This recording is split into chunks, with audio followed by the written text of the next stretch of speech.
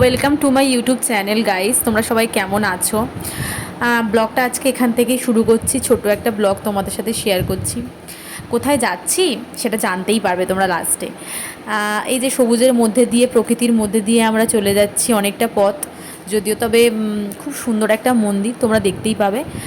বারুইপুর থেকে ট্রেনে উঠেছিলাম লক্ষ্মীকান্তপুর, তো একদম শেষ স্টেশনে নেমেছিলাম। সেখান থেকে অটোতে করে বামনগাছি মন্দির, যে কোনো অটোওয়ালাকে বললেই তোমাদের পৌঁছে দেবে। এই যে মন্দির দেখতেই পাচ্ছ।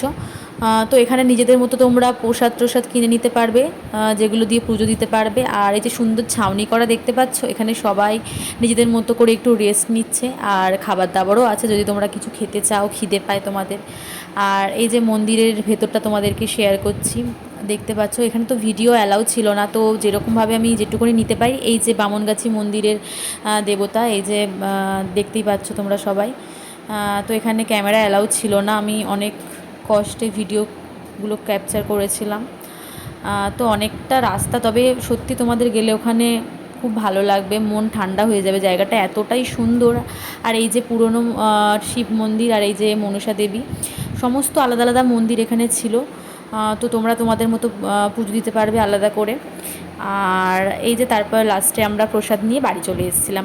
আর প্লিজ প্লিজ ভিডিওটাকে শেয়ার করে দিও, লাইক করে দিও, সাবস্ক্রাইব করে দিও। টাটা।